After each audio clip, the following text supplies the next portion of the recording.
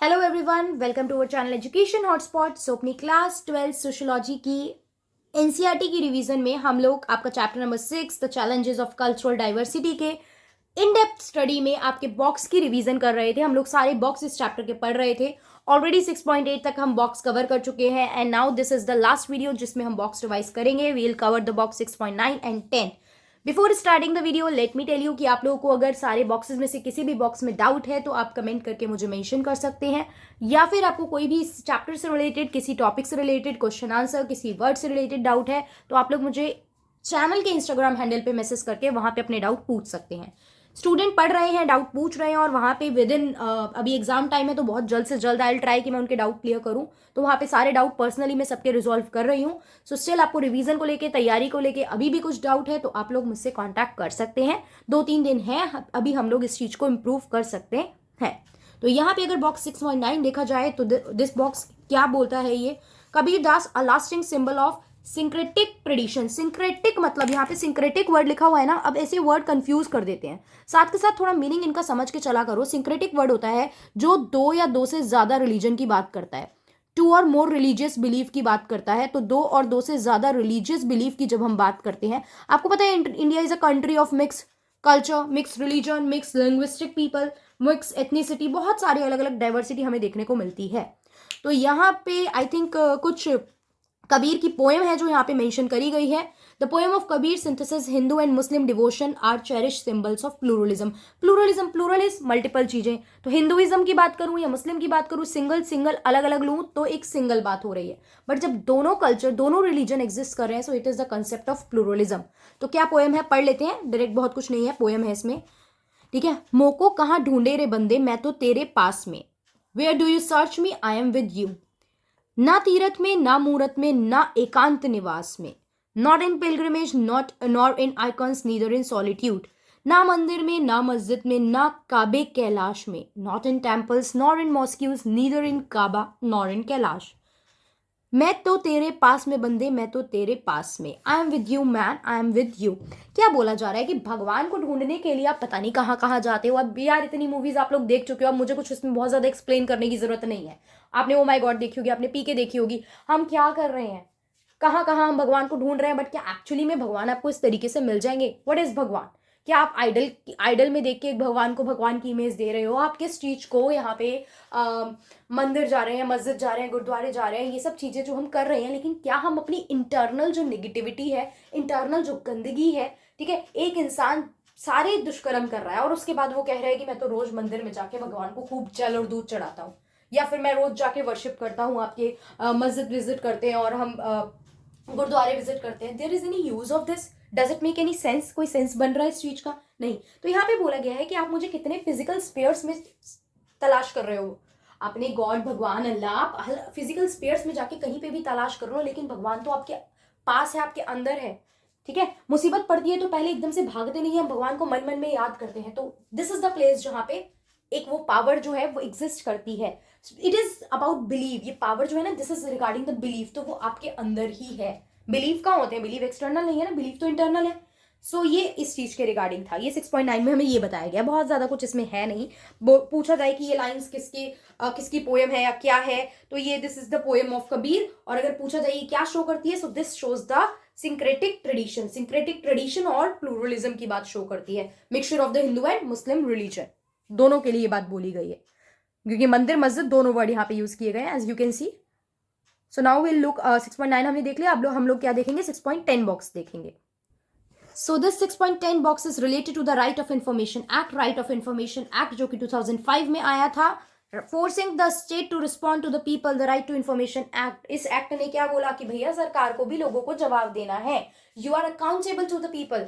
आपको लोगों ने बनाया है, लोगों के लिए आपको काम करने के लिए बनाया गया है, बट अब क्या काम कर रहे हो एग्जैक्टली, वर्किंग क्या हो रही है, फंक्शनिंग क्या हो रही है, लोगों को ही पता नहीं चल रहा है। ट्रांसपेरेंसी नहीं है, पारदर्शिता नहीं है। तो उस पारदर्शिता को, उस ट्रांसपेरेंसी को और आपकी अकाउंटेबिलिटी को स्ट्रॉन्ग करने के लिए लोगों को ये पावर दी गई कि that you can ask the question. आप गवर्नमेंट से क्वेश्चन पूछ सकते हो एंड गवर्नमेंट को आंसर देना होगा। Yes, government can deny, government कुछ केसेस में मना कर सकती है। किस किस केसेस में? अगर गवर्नमेंट को लगता है कि भैया आपने कुछ ऐसा बहुत ही ज्यादा कंट्री की सिक्योरिटी वगैरह को लेके वो मैटर है और आपने पूछ लिया, कोई बहुत इंटरनेशनल मैटर, इंटरनेशनल रिलेशन को लेके मैटर है, तो गवर्नमेंट कैन ऑल्सो डिनाई कुछ बातों का आंसर देने के लिए। बट यस, बेसिक सी चीज है कि अगर आपने आरटीआई डाली है किसी चीज को लेके तो गवर्नमेंट को उस चीज का रिस्पॉन्ड और एक्सप्लेनेशन जो है वो आपको मेंशन करनी पड़ती है। तो शुरू से नहीं थी ये चीज जब जरूरत फील करी गई तो 2005 में ये एक्ट बनाया गया।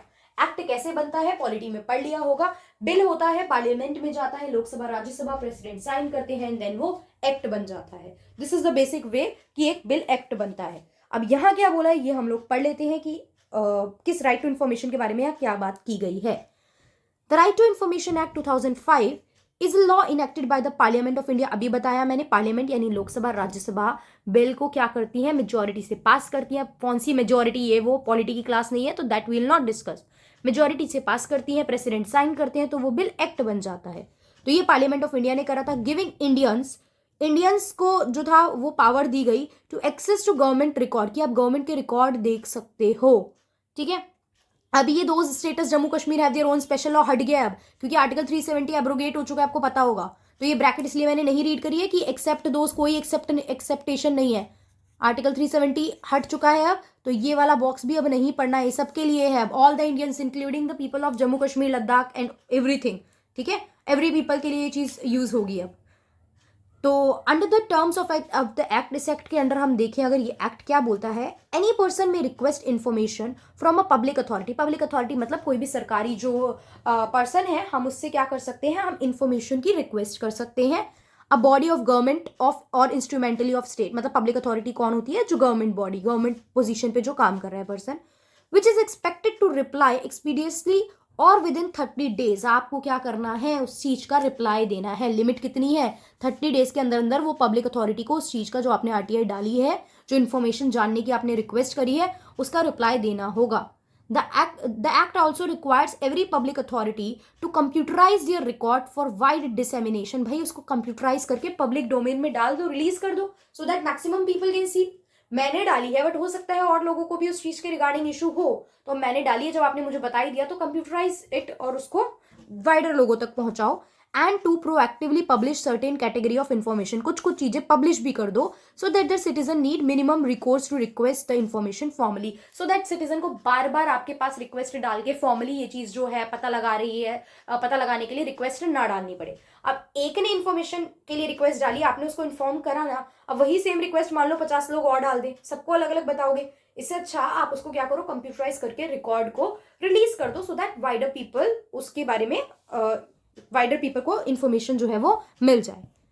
This law was passed by the parliament on 15 June 2005 को ये पास किया गया and came into force on 13 October 2005 से इसको लागू कर दिया गया।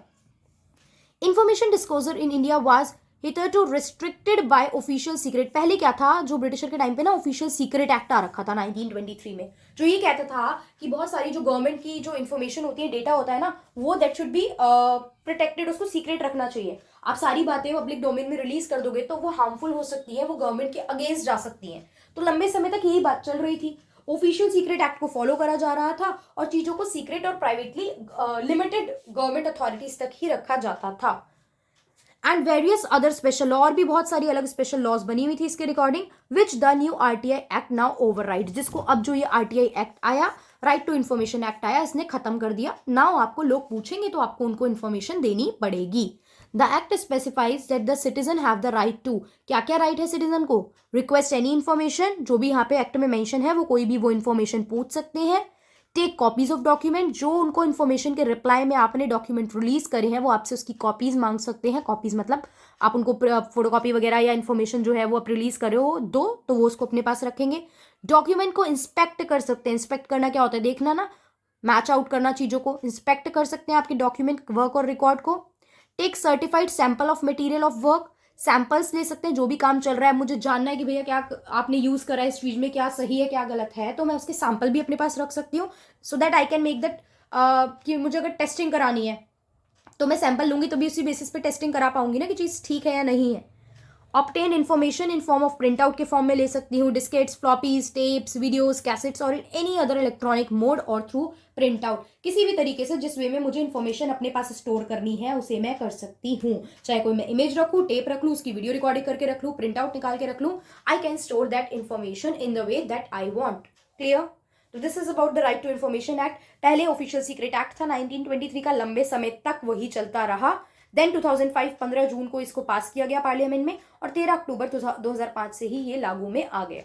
So this is about the box 6.10 and यहाँ पे हम लोगों ने पूरे बॉक्सेस जो है इस वीडियो में अब लास्ट बॉक्स के साथ कवर अप कर लिया है। 6.1 6.10 सारी वीडियो आप लोगों के पास अवेलेबल है, पढ़िए अच्छे से। फर्स्ट को आप लोगों का एग्जाम है, टुडे इज 28, ठीक है, 2 दिन अभी भी अवेलेबल है, अच्छे से रिवीजन करिए। और सारी एमसीक्यू की वीडियोस चैनल पे है, वॉच दैट, रिवीजन करनी है। चैप्टर मल्टीपल टाइम आप लोग देख सकते हैं, चैप्टर की वीडियो है, study NCERT with me video है, सब कुछ देखिए। बाकी अभी इन 2 दिनों में और आज नाइट तक भी हम लोग और मल्टीपल रिविजनरी वीडियोस जो है आपके सब्जेक्ट की और आपके टर्म फर्स्ट के सिलेबस की कवर करने वाले हैं। So that's all for this video. You can ask your doubt in the comment box और on the Instagram. So that's all for this video. Thank you for watching.